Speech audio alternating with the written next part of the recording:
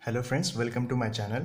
So in this video we are going to study the concrete technology. So we will follow the following syllabus. Initially we will deal with the cement, then aggregates,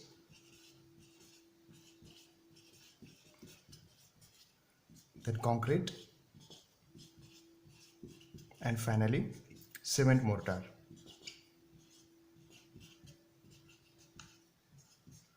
So we will cover our whole concrete technology through this all the four subtopics. So initially we are starting with the cement. So first of all we will see what are the raw materials which are required to manufacture the cement. So the raw materials which are required for the cement. So first one is calcareous and other one is argillaceous. Second one is argillaceous one. Now what is meant by calcareous and what is meant by argillaceous? So calcareous material which is in which the main component or main compound is of the calcium, and in the argillaceous the main compound or main consistence is of the alumina. Example of calcareous material is limestone, or we use as a chalk. So chalk and limestone both are the calcareous one, and in the argillaceous we give the example slate or shale or clay. So to manufacture any cement, these both of the raw materials are required. Now we will move towards the actual manufacturing process of the cement. So cement can be manufactured by using two methods or two processes. First one is dry method or dry process, and the other one is wet process.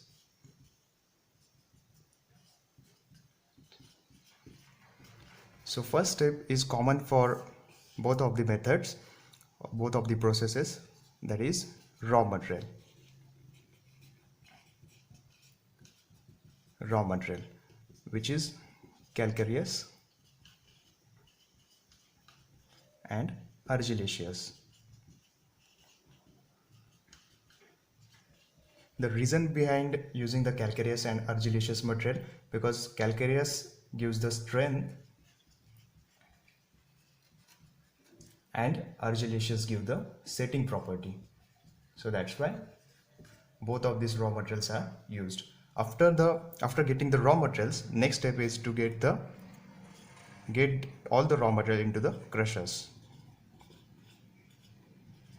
After crushing that, then it's finely grinded, so it goes into the grinders. Now up to this step, after the grinding step, all the process is same or common, but after the grinding, if we follow the dry process, then all the ingredients goes into the compressed air blenders.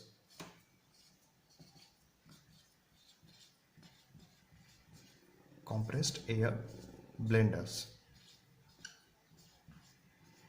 And if we follow the wet process, then after grinding all the ingredients goes into the wash mills.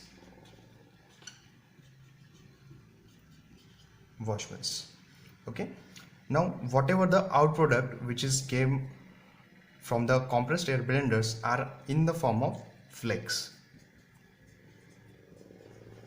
which are in the solid state, and whatever the outcome or product we got from the wash mill, it comes in the form of slurry. In a compressed air blenders, along with the raw materials, we add 15% water, and in the wash mills we add around 35 to 50% of water. Now after this, the out product, that is flakes and slurry, both are sent into the kiln. Okay, so both are sent into the kiln. So kiln is simply nothing but a furnace. It is simply furnace. So in a kiln, the temperature is set or maintained 1300 degrees Celsius to 1500 degree Celsius. Okay, so in a kiln the temperature maintained is 1300 degree Celsius to 1500 degree Celsius. After the kiln there is the formation of clinker. It is the cement clinker. Okay, so after getting the clinker, after getting the cement clinker, again we grind that clinker. So grinding is done, but this time grinding along with the gypsum. We done the grinding along with the gypsum, and gypsum is around 2 to 3% is added. And the purpose of adding the gypsum is to avoid flash setting.